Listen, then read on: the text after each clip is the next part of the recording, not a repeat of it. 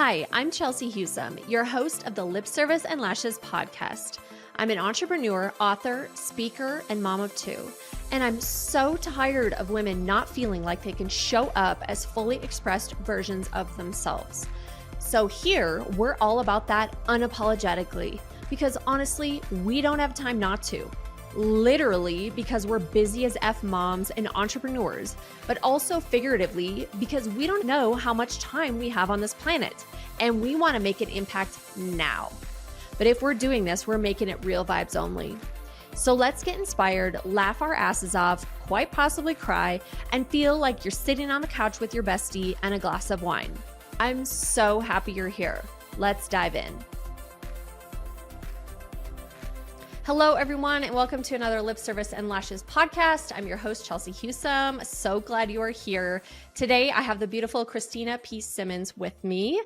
Christina is a passionate advocate for women's holistic health. She's the author of Eat Your Feelings, a self-help memoir blending real-life resilience with tangible tools. Through her signature frameworks, Christina guides women out of survival mode and into sustainable healing.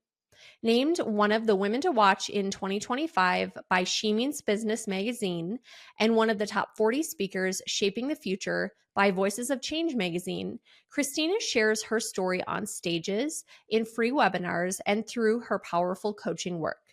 Her mission is rooted in compassion, resilience, and the belief that every woman deserves to heal and rise on her own terms and in her own time. Christina, I'm so glad you're here. Me too. Thank you so much for having me. I appreciate you so much. Oh, absolutely. No, this is going to be wonderful. And so I have so many questions for you, but we're just going to kind of take it where this goes. But if you would kind of just, I know you're very passionate about women's healing. And can you kind of tell us why, like how you've gotten to be where you are today? Like, why is this such a passion of yours? Because I know if you're listening, Christina has a very powerful story and she's been through a lot. Yeah, I went through a lot of trauma in my childhood as well as in my early adulthood and then up into my 40s. And I wish that I had powerful women like ourselves to speak life into me when I was younger and to know that the way that I was living was not the way that I had to live. I just didn't know any better. I spent 20 years in survival mode because I did go through a lot of childhood trauma. My father, who has now passed away, he was very controlling. And I know now that he did the best that he could. But I was made to feel very small and unseen and unheard when I was a child. And then coming into a marriage, my husband and I were married at 22 and 23, which is babies. I now have 21-year-old twins. And I think, oh my gosh, like I was preparing to get married when I was their age, and I just can't imagine them getting married right now where they are in their life. And so I realized how much how baby we were. Yeah. But when we were married, after about 3 years, we learned that we carried a very rare gene, and so our first daughter passed away after 3 days because she was very sick, had multiple problems due to a rare genetic disorder. And then we subsequently I had a miscarriage, and then we lost 2 more babies due to that genetic disorder as well. So we were, as I said, I have twin daughters and a son. And so we were blessed to adopt. But that was stressful too. And the twins were born with cocaine in their system. And so I had never really processed the loss of my own biological children, and then to come in, caring for twins with withdrawal symptoms and then our son was diagnosed with autism at the age of 4. So it was just like one thing compounded on the other. And I lost myself. And I think a lot of us as women, that happens because we're so in tune to taking care of everybody else. And because coming from a childhood where I needed to make sure that everybody else was good or was happy in order for me to feel safe, that carried through into my adulthood. And so what I learned at probably mid 40s, I mean, I just turned 49, but about 5 years ago, I learned that if I didn't take care of myself better, I was never going to be able to take care of my family. And so that's what I want other women to know now, is that it is not selfish to take care of you. You need to put yourself first, or you're never going to be the wife, the mother, the friend, the daughter that you want to be to everybody else. Oh, absolutely. I completely agree. And yes, I mean, just one of those things would be extremely difficult. But like you said, all of those, on top of each other, yes, you have gone through a ton. So, share when you were, this is all getting stacked on top of each other. What do you think kept you moving forward when most people would have completely crumbled?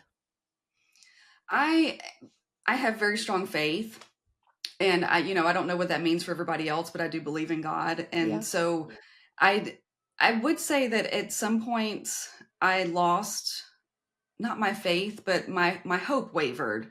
You know what I Oh, mean? yeah. Like, all these things kept happening, and I had miracles throughout, but it was like we would have a miracle and then we would have a setback, and then we would have a miracle and then we would have a setback, because along the way too, my husband and I stopped communicating, Mm, and he was unfaithful at one point in our marriage. So that was something else that we had to work through. And I had become very anxious, very depressed. I was having panic attacks at one point. I had gained a lot of weight and was very inflamed. I had a lot of chronic pain. mm. And when you're in chronic pain, sometimes you don't realize how you're acting, or you don't, you're so, you have sort of this bubble around you because you're in survival mode. And so even though you're taking care of everybody around you and like doing what you have to do, you're really focused on the pain is what's going on. So anyway, we stopped communicating. That's another thing that I advocate for. You have got to be able to tell other people what you need and to ask other people what they need.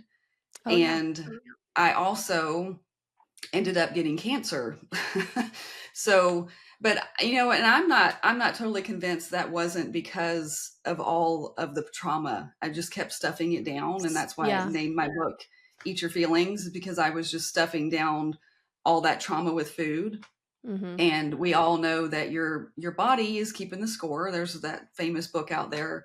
But and I also went into early menopause. I think that's because of trauma. I mean, I've just had so many physical ailments because my mental health was not in a good place. And so it was really my spirituality that was able to connect those two.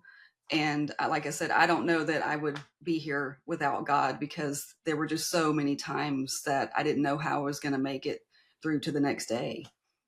Oh yeah, you had so many lows, and then when you thought, "Oh, this is the lowest I've ever experienced," right? There's another, and it's a lot. And I completely agree. Our bodies, when we're stressed, it physically affects our health, our mental health, everything, right?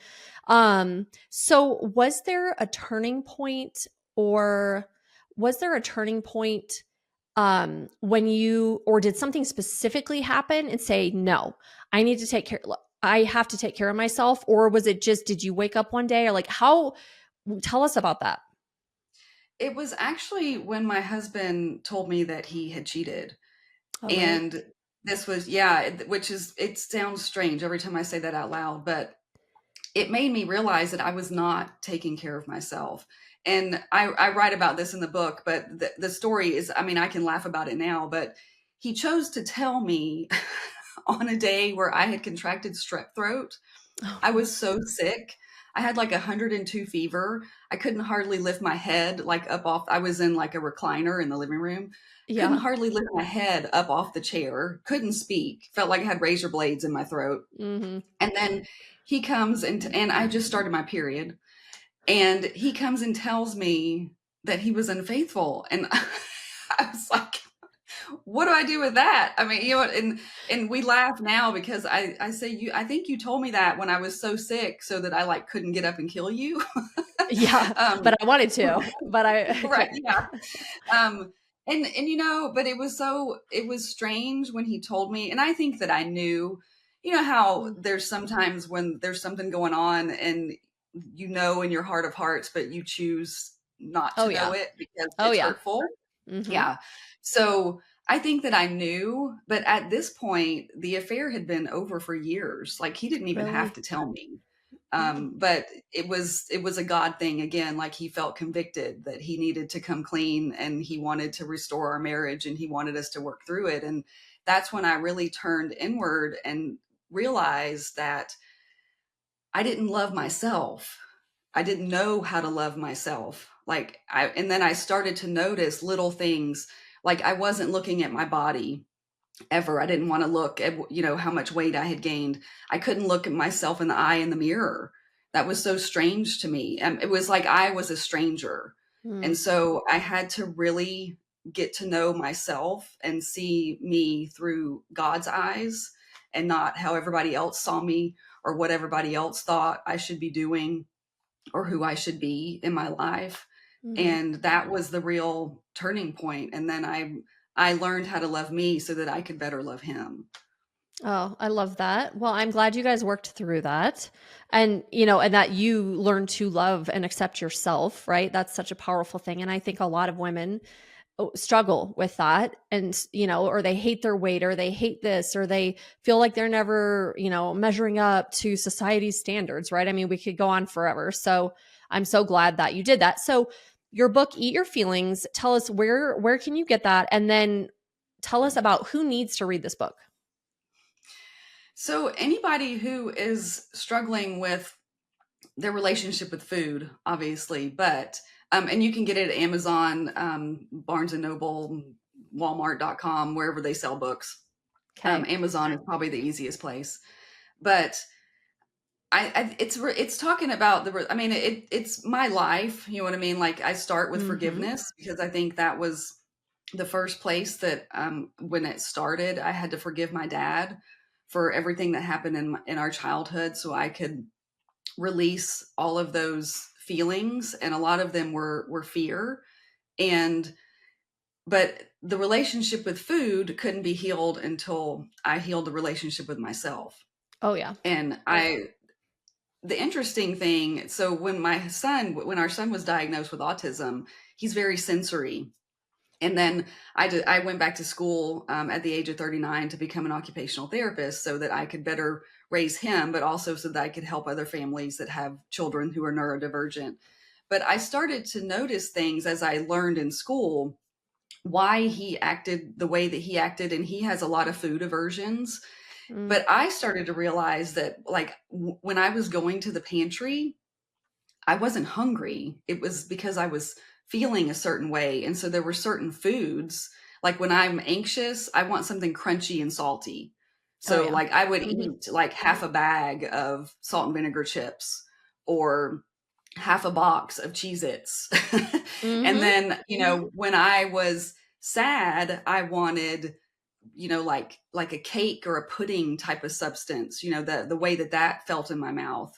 And so Mm. I really started to associate the feelings with the foods that I was eating.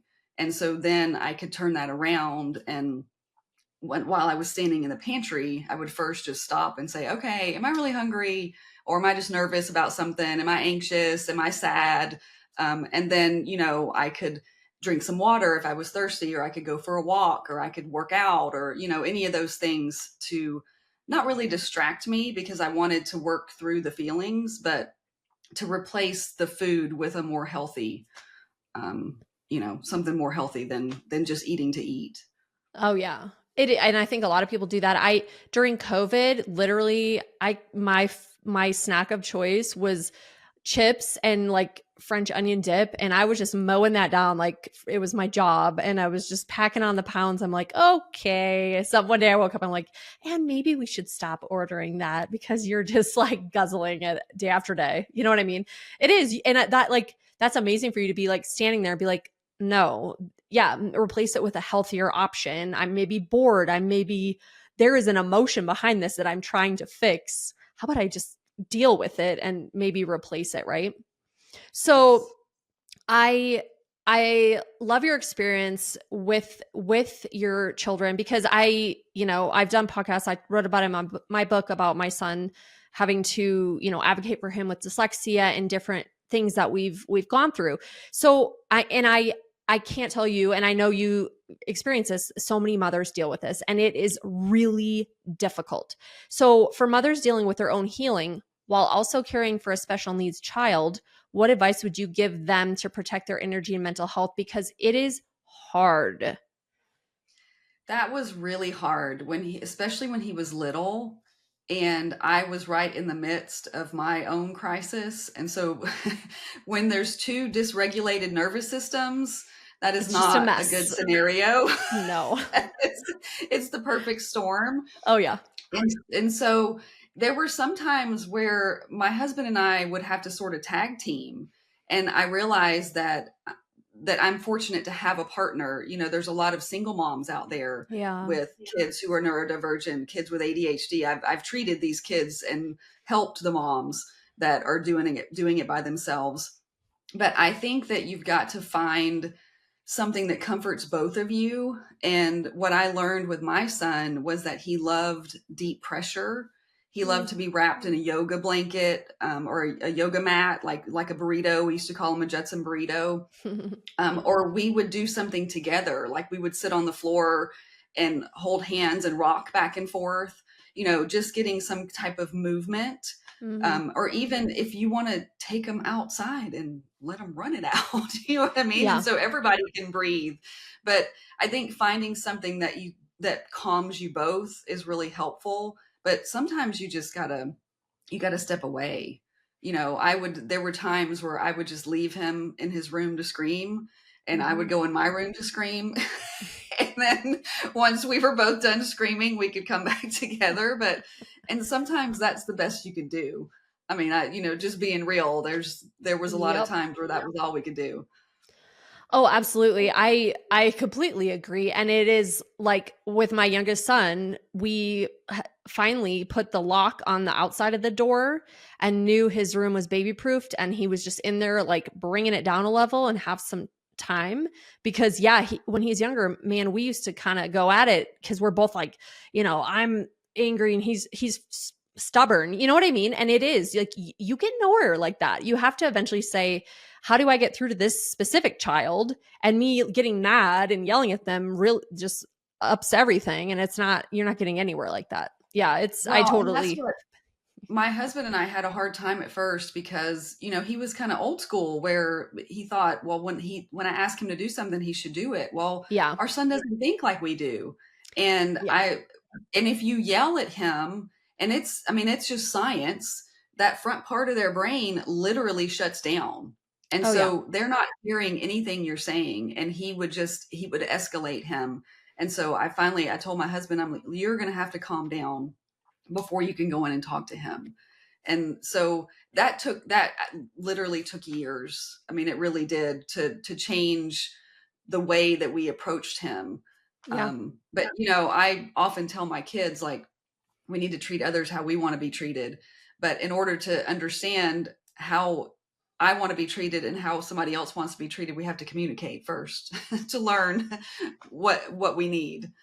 Oh, absolutely. Yeah, it took me years to figure out how to communicate really well with Wyatt, and now it's like I kind of let him be, or if he's kind of shutting down, I let him go, and then I take some time and I go in and I just sit and talk to him, and a lot of times I cry if he's really upset me or if something happened, and then he cries and we sit there and we talk and we cry together, and I'm like, it is so much more powerful, and the message I have to, if he rode his bike out in front of a car and I yelled at him, but I'm yelling at him because I'm terrified that he's going to get hit by a car, right? It's like I have to explain that to him. He just heard me yell. So it Yes. is like you have to, when their brain's shutting down, like nothing's getting through. So you have to figure out that way to actually communicate so they hear you what you're really trying to do, right? Yeah, that's so powerful. Yeah. Yeah. Okay, let's see. Okay, so your frameworks guide women out of survival mode. If someone is feeling completely stuck, and I know so many women feel this way, what do you think is the first step they should do when they're completely feeling stuck with all the life things to start to dig out? Yeah, I mean, I think it depends on exactly what you're you're dealing with. But one of my main frameworks is EAT. It's EAT, and so that it stands for education, accept, and transform. And so, and I'm a bit of a nerd, and I know that not everybody. I mean, I guess if we're in this space, we're sort of perpetual learners. That's, in your self Oh yeah. development space, so we love to learn. But I really had to start to educate myself on whatever it was, the situation that I was in. And that doesn't mean necessarily formal education, but just figuring out exactly what it is that you're feeling and why you're feeling it. And then you can accept what you can't control, because in every situation, there's going to be something out of your control. And once you let that go, then you can concentrate on the things that you can control, so that you can then transform that into something better. And all of my life situations that have been tragic, my family has been able to transform them into something really beautiful. Mm-hmm. And I'm very grateful for all of the trials that we've been through. And I've said before, I don't know that I would wish to go through it again, but For I don't sure. think that I would change it for anything, because through every trial, I definitely learned so many lessons, and that helps me to better help other people now. And I think that's really the reason why we're here, is we're to help each other. So Oh, absolutely. And I think, yeah, you definitely wouldn't want to go through any of that again, but you are so strong and you wouldn't be the woman you are today. Your life path, you wouldn't be doing what you're doing today, right? Had you not exactly. gone through all that. And, you know, I'd love you to talk about this, but you became the expert, and now you're the person like people come to when they're having trouble with their children. They know something's off, right? But they're not sure what, right? And so I remember those days, how hard it is to find advocates and to fight for your child. And you eventually became the expert. Just talk to me about that, like maybe the early days when something is off, your child is struggling, right? But how it's really hard. And I talk to a lot of women, they're dealing with this, like they don't know who to turn to or who to ask or what to do. Yeah, I often say that I wish that I had had a me when he was Oh, I'm younger. sure. I wish I had a you years ago. Yeah.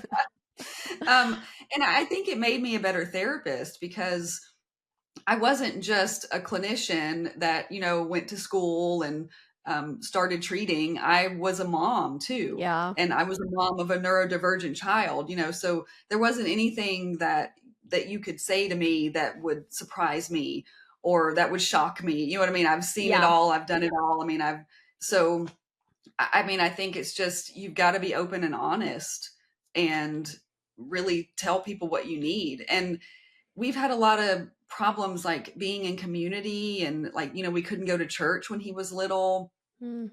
Some of our friends didn't understand like why we didn't want to go out with them and their kids.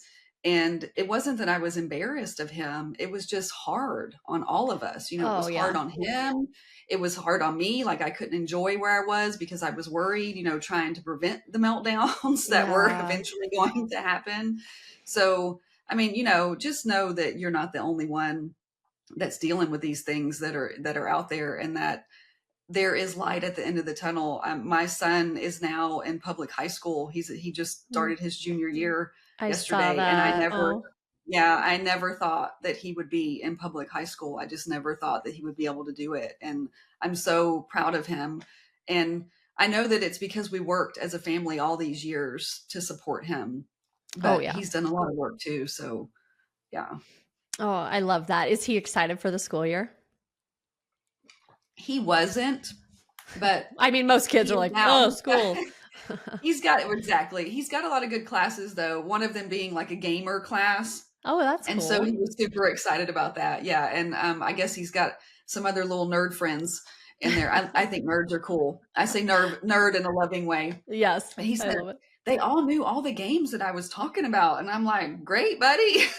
You found Making your friends. people. Yeah, Oh my God, I love it. exactly. Yeah. That's so Yeah. cute. So Well, and yeah, he is oh my cool. gosh, talking about, I totally get this, like going out to dinner or it's always the dinner. If the kids are running around playing, great, they're fine. But for some reason, man, they're at dinner and they're losing it. And they're like, and I just you can feel the eyes on you. You can feel people being like, oh my God, why can't she get that kid in shape? And you know what I mean? It's, oh, believe me, I got some PTSD from some dinners out and feeling the judgment and no, it's so hard. And for some reason the dinners are the worst. Well, and our son is so sensory, like he's very sensitive to smells as well. Mm. And so being in a restaurant, Oh I mean, yeah. you can imagine how overwhelmed his sensory system was. And so when he was little, we would go and like he would be sitting next to me always because I would always have to be, Yeah. watching over what he was doing. But they would like pass the plate of food in front of his, like to get to me. And one day, and I remember we were in an Olive Garden and he screamed out, I don't want to smell your food. Oh And my of course, gosh. every head in the restaurant turns around. And I mean, there were just so many situations like that. And my Oh husband and I yeah. used to joke. I said, we just need like a flag or a banner, like with, just hold it up like autism, like nothing to see, go back to your Yeah. business. Yeah. Like, Turn around, stop looking at us. hey, Yeah. yeah. But it makes you have compassion for Oh, other parents that you see. We actually went yeah. to the Gator Boys. I don't know if you've ever heard of the Gator Boys, but I they're in haven't. Florida and they like wrangle gators. And Oh, cool. my kids grew up watching them, and we were on vacation and we drove through there. And so we're like, we're going to stop. And there was a little girl sitting in front of us that was all over the bleachers and wouldn't sit down. And the dad kept having to, and she was making all these like noises and everything. Yeah. And my older daughters, they were like, man, that little girl just would not sit down. And I said, yeah, I think she was on the spectrum. And they said, well, what about her brother? And I said, oh, I think he was just a 3-year-old, but because she was a little bit older. But I mean, I can just tell. I can Oh, tell yeah. by their mannerisms and the way that they act. And, Hmm. sometimes you can tell if the parents like know, or if they're like, a lot of times when I was in the clinic, a lot of the parents were sort of in denial Yeah. about it. And so you had to be real careful on how you broached the subject. But acceptance is the key, because then you can learn what you can do and what you can't do and just move on. You don't love them any less. It's just Oh, a absolutely. It's different just, way to parent.